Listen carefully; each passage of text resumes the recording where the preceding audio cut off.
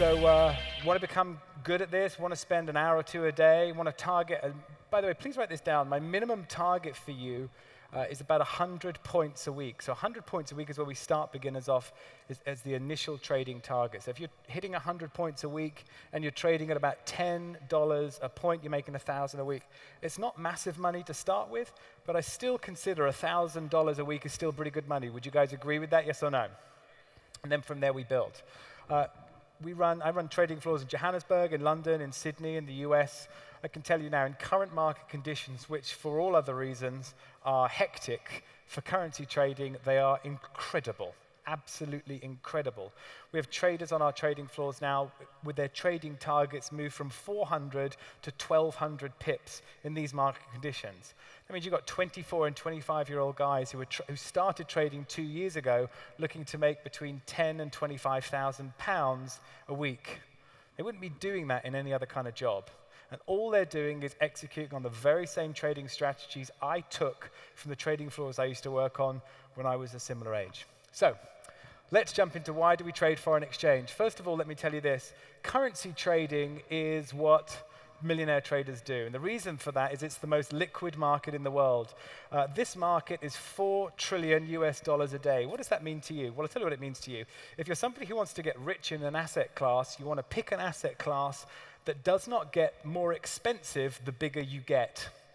If you were trading the stock market and you got bigger and bigger and your trades started getting bigger and bigger, would it cost you more to trade, yes or no? And the answer to that question is yes, of course it would, because you'd have to pay more to get more stock, because there's stock at different price levels. When you're trading the currency market, $4 trillion, you can put €500 million in the market and take it out in a split second. It's going to cost you the same as if you put $10,000 in the market and took $10,000 out. So this is why traders of size use this market. Now let me tell you something else. Please write this down. Currency trading is low-risk trading for one very important reason. Currency trading is low-risk trading for one important reason. Liquidity is precision. Liquidity is precision. In other words, the more liquid a marketplace that you're in, the more likely it's going to do the thing that it should do. What does that mean? Well, stock markets, can they be manipulated, yes or no? Easily. Stock markets and illiquid stocks can easily be manipulated by a few small people. 3 or 4 people who've got deep pockets can manipulate a stock market. A currency market, $4 trillion, cannot be as equally manipulated, and therefore it makes it safer for you to trade in that environment. Now, with $1,000, you can control over $100,000, so of course you can make your money work very hard. And if you consider the New York Stock Exchange is a swimming pool, then by some kind of contrast, the currency markets is the equivalent of 9 Atlantic Oceans, so it's much, much bigger. It trades 24 hours a day, which means you can trade whenever you want. Some of you will want to trade in the morning for an hour. Some will want to trade in the afternoon. Some will want to trade in the evening. It's open all day long, 5 hours a day.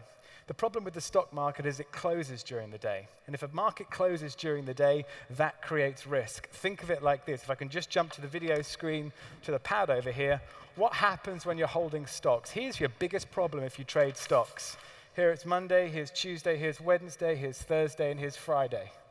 Now, here goes the stock. You buy the stock here, and by Tuesday it moves up to here. Something happens overnight on Wednesday. What happens to a stock market every evening? It does what? It closes. Well, if the stock market closes on Tuesday night and some profits announcement comes out, and you decided you wanted to get in here, whenever you place a trade in any market, there are 3 things that you've got to place. Let's capture what they are. The first thing is your entry. So we call this your entry price. This is where you get in. Let's say this is your entry price and it's here. That's the first thing you do. The second thing you want to place is something we call a stop loss. And this says, this is where I get out if things go wrong, which of course they can. And the third thing we might have is a target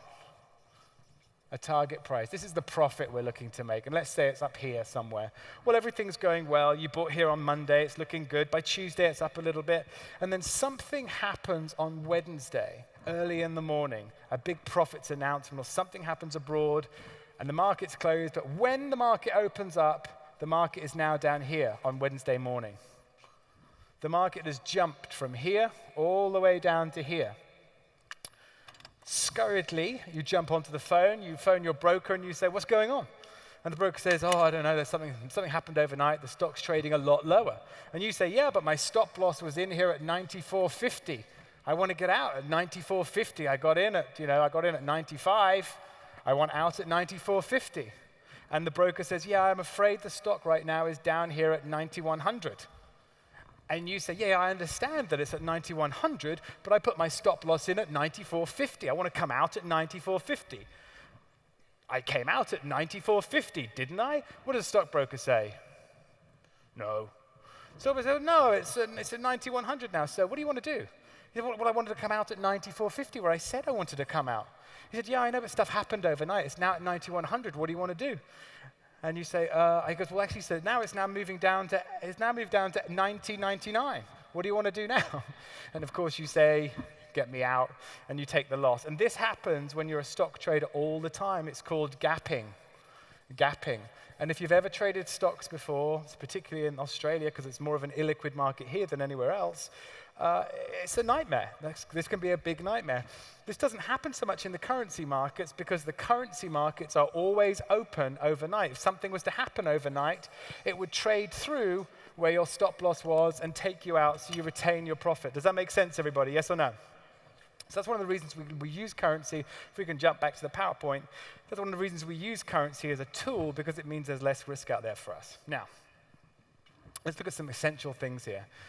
Most of you are already currency traders. How many people here have been on holiday before? Okay, good. So you know that, for example, let's say you're in England, which is obviously where I'm from, and you exchange £100 and you get 155 US dollars. You go off on your big US tour, and when you come back, you realize that you receive 110 pounds for every 155 US dollars you exchange. You're like, hold on a sec, I've made 10 pounds. How did that happen? I was on holiday, I came back, and I'd made 10 pounds. Well, unbeknownst to you, when you were on holiday, of course, let's just click that one on. You left on the 1st, Wednesday, and you didn't intend on coming back till the 24th. And as far as yours is concerned, you were on holiday for a few weeks. But what was happening in the background, of course, is that the currency markets, the British pound against the US dollar, was exactly doing that. It was falling. The British pound was falling against the US dollar, so essentially, you were earning more money, unbeknownst to you. Well, then imagine every £1,000, by the same token, you could convert into 100 or 1,100 pounds. You'd make a profit of 100 pounds.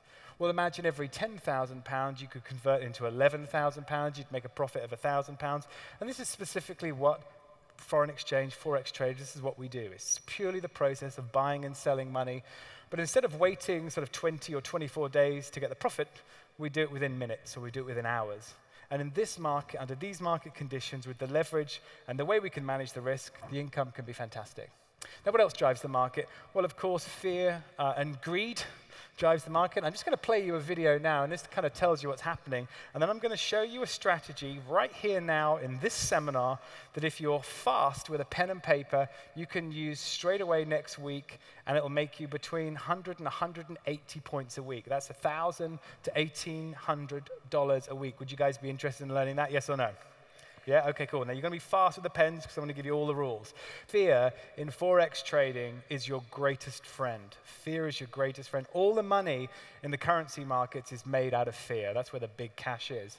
I'm going to show you that strategy I promised you. Before I do, let me just show you this chart here. This is what a bar chart looks like. And then I'm going to get busy on the whiteboard here in a second and show you exactly what we do to make ourselves what we call a few quid every week.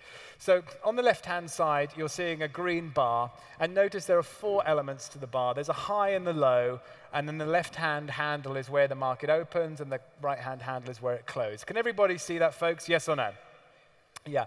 And the left-hand one is the buyer bar, and we call that a buyer bar or an up bar. And notice you can see on the left-hand side there, it could be one of many different time frames. That bar could be measuring hours or minutes or days or weeks or whatever you like. But the point is, the bar, the 4 elements of it, tells us what's happened in that session, in that period of time. So the green bar tells us that whatever happened there were really more buyers there than there were sellers. Conversely, the one to the right is the seller bar, and you can see it opened high, went up a bit, then it fell, and it stayed down. Does everybody see the fact that it stayed down? Because the right-handed handle is where it closed, and that stayed low. Everybody got basic concepts of what a bar looks like, folks? Yes or no? Now, there's something that happens. I'm just going to jump on the notepad here. There's something that happens about 3 times a week in the currency markets, and every time it happens, you can make yourself about 60 points every time it happens. And it happens about 3 times, so there's about 180 points to be made. Would you like to know how it's done? About 4 people want to know. What about the rest of you guys? You guys up for it, yes or no? Okay, so let's have a look. Pens at the ready. We are looking at 3 currency pairs. Ready? They are the euro against the US dollar. That's one. We're looking at the British pound against the US dollar. That's the second one. Or we're looking at the dollar against the Swiss franc. They're the 3 currency pairs that this works with.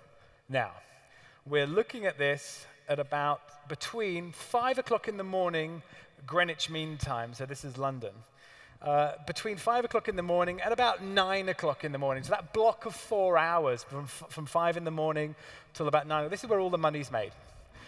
And what we look for is, let's say, for example, this little bar here is the 5 o'clock bar. That's the 5 a.m. Is the bar going up or is the bar going down?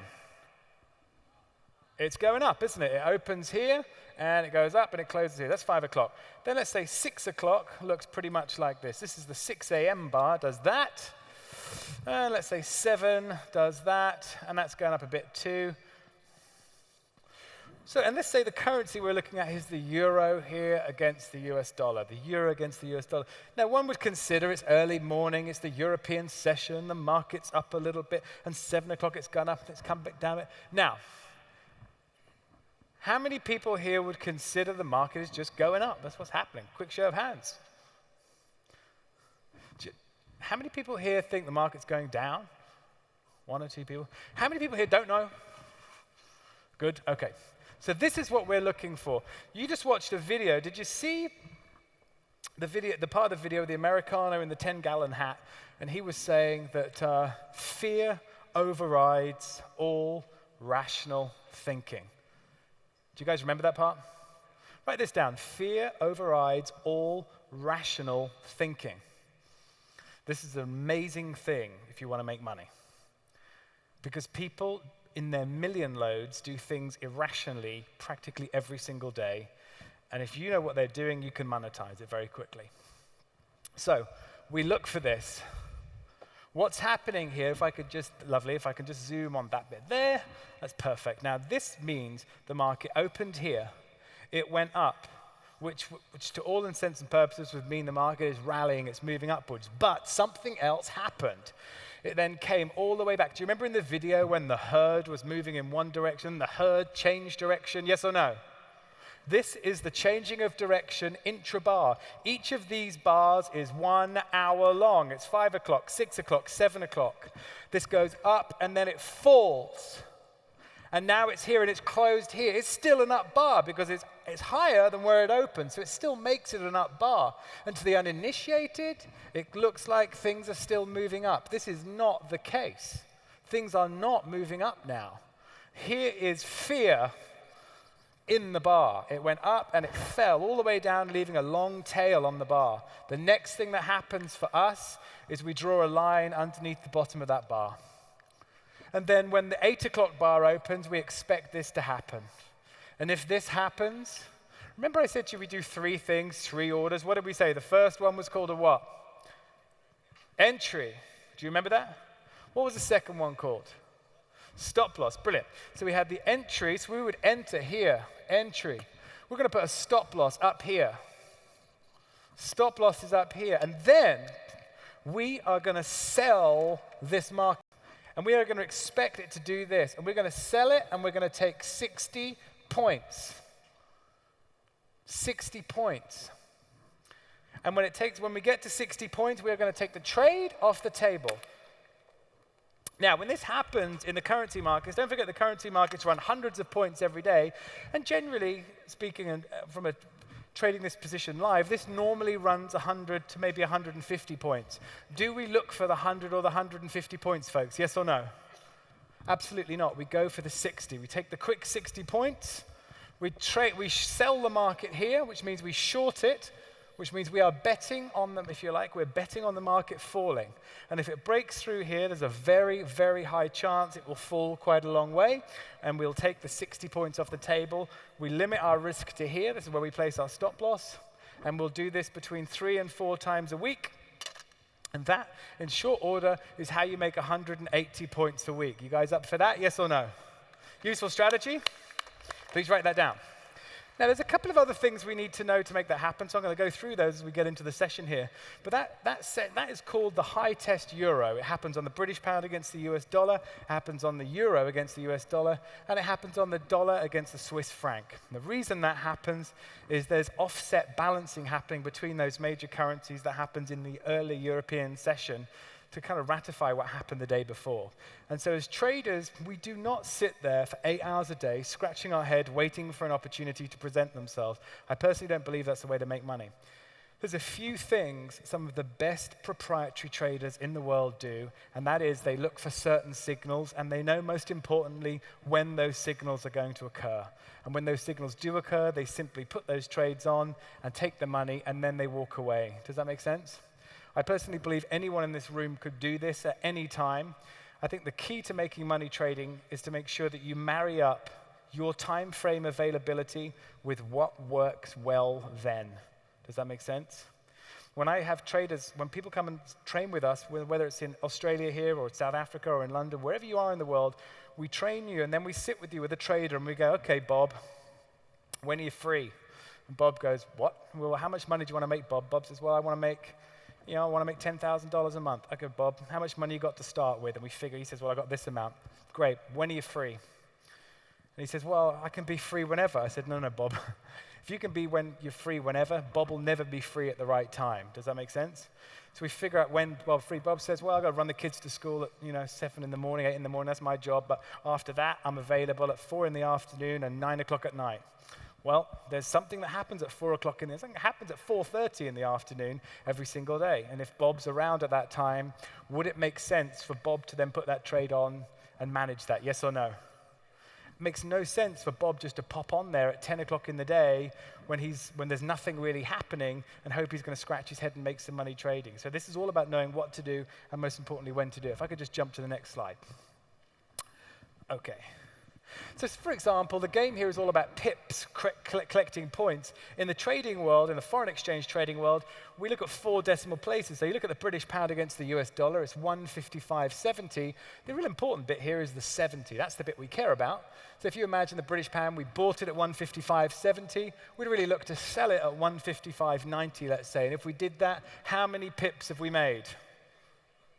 How many? 20, that's right. And if we were trading at $20 a pip, we'd make $400. Good. Now, let me teach you the important bit right now. This is key and critical. So again, get ready with your notes. You now know how to make money trading a little euro position every day. Let me teach you how not to lose the money, because this is important. Traders who are successful say this. Well, actually, let me tell you what losers say first. Losers say, how much money can I make? Please just make a note of that. It might sound like a silly thing for you to write down right now, but just go with me on this for a second. Write down, how much money can I make? When a human being asks their brain a question, does the brain always try and answer the question that's posed to it in some way, yes or no? Yes. And see, when we ask the question, how much money can I make, the brain tries to answer that by saying, well, I can make as much money as I probably put on the trade. And what that ends up happening is that leads to overtrading and gambling. People who make money consistently trading, and a lot of it, ask the following question: how much money can I afford to lose? That's right. So let me show you that as an example. The first rule of trading is to keep the risk to 1%. What percent? 1%. So take a look at the following example we've got going up here, and you'll see this again is the famous British pound against the US dollar. You'll see the British pound is hitting up against a red line we've drawn on the chart there, and that line is called a line of resistance. What's it called? A line of? Excellent, resistance. And you'll see the market then falls away. I'll point my laser pen up here if you can all see that. So this is hits there, fails, hits there, fails, hits there, fails. And it'll fall away. And then you'll notice the market turns around at this point and rallies. And as the market breaks up through this old line of resistance, and it's now above the line of resistance, we've cheekily changed the name from resistance to a line of support. And notice I've changed it and we've made it green. And now the market is trading above that line of support, and off it goes. Now, here's what we don't do. We don't ever buy the extension. So watch what's happening here. See the market's rallying and see how the market's broken through this line? Generally, your amateur traders would look to buy the breakout. So they would want to get into this position here. They buy it here. Let me just zoom this in a little bit here. That's a bit better. Good. So your amateur would try and buy it here. Do you see that? They'd say, oh, the British pound is hitting new highs, it's breaking out, let's buy it. The problem with that is what happens immediately after it's broken out, the market does what? It falls. Do you remember earlier on I was talking about that there's a dynamic that happens in the currency markets where as soon as markets break out, they do something, they test. Do you guys remember that concept? Yes or no? Of course, this is what happens in currency trading. It doesn't happen in stock trading, it's different. In currency trading, the major market players, they test the market. So as soon as it breaks out, we don't buy it here at all. We wait for it to come back, test, and then we get into the market. Is everyone clear on that? Yes or no? And so then, let's say we decide we're going to get into it somewhere around here. Notice these long tails. They're the opposites of the ones we saw before. So we're looking for this as an entry. So the first question we have is, OK, well, let's figure out, A, where do we get in? Please write this down. This is the anatomy of making a successful trade, the anatomy of making a successful trade. I teach this to traders, hedge fund traders, prop traders, trading floor man, all over the world. Same technique, here it comes. So we enter the trade on the pullback. So write that down. We enter on the pullback. That's where the market's broken through that level, and it's then falling or testing or pulling back. And it's right at that point where it's like, is it going to fall or is it going to bounce? Does that make sense? And we're looking for a confirmed signal that says, yeah, it's bouncing. That's because it goes down, it's pulling back up. It comes back down, pulls back up. And when we have a double confirmation on that, that tells us we can take this and we can now buy this. Does that make sense, everybody? Yes or no? Yeah. Now, that's the first step. Step 2 is we've got to figure out, well, that's all well and good. It still may completely go wrong. Is that true too? So we've got to imagine this thing could go wrong, and if it does, we've got to figure out where the hell we're getting out. And here is where we place the stop loss. Notice where the stop loss is placed. The stop loss goes underneath the line of support. It doesn't go up here. Bad area. It must go underneath here to be protected in case something goes wrong. Does that make sense to everybody? Yes or no? And then all we do is step 3, we now measure the distance between where we get in on that pullback and where that stop loss goes. And the distance between those 2 points is called the risk. And the risk here is 50 points. So now we know we're risking 50 points. Please write that down. The risk here is 50 points. We've got to figure out, well, so what? What is that? How do I use that information? Here's how we use it. Whatever is in your trading account, we multiply that by 1%. So if you have $10,000 in your trading account, which is a starting point, we know 1% of 10,000 is 100, which means whatever happens, we cannot afford to lose more than $100 on any trade we place. Does that make sense, everybody? Yes or no? That means if the trading account was now $9,000, how much could we afford to lose? 90. If the trading account moves up to $15,000, how much can we afford to lose? 150. Do you understand? So you dynamically change how much you're willing to risk based on the size of the account at all times. Important credo of successful trading. So we know it's 1%. So the simple math here is we take 1% of the account, which we said was £100 of a $10,000 account, and we then divide it by the risk on the trade, which in this case was 50. And we now know that the trade size is $2. So importantly, the trade we placed here, if we had a $10,000 account, was only $2. That means every point that market moves up, we stand to make $2 per point. Is everybody clear on that? Yes or no? See, this is what we focus on. Professionals focus on not how much I'm going to make. Because if you're making a profit, it will take care of itself. The only bit you need to focus your attention on is what happens if it goes wrong. This is what we call the power of negative thinking, if you like. We manage the game from, if it goes wrong, what do I do? because there's a good chance it could go wrong as well. Does that make sense to everybody? We look at the power of negative thinking. We say, look, my negative expectation is this is going to go wrong. How do I limit my downside? And in doing that, regardless of the fact this trade makes $800, that's not the important part. The important part is whatever happens on this trade, the maximum I'm going to lose here is 100. People think if I bet big, I'm going to win big. That is completely incorrect. If you bet big, you're going to get wiped out. If you lose 50% of your account, you need to make 100% just to get back to where you started. So we always manage the downside risk and we keep it to 1%. Now, there's two other important rules I want to give you, which is when we enter the trade, we don't want to enter the trade when it's noisy. So please write this down. We enter trades when they are quiet and the bars are small. When they're quiet and the bars are small. I'll illustrate that in a second. And when we place the stop loss, if you remember from the example I've shown you, stop losses go underneath levels, and they go in places where the chart is nice and quiet. And so these are the real basic and core principles, but they're critical. So what does that mean? Let's put it all together. Well, imagine, for example, a market looks like this. This is where your amateur gets into the market. Notice.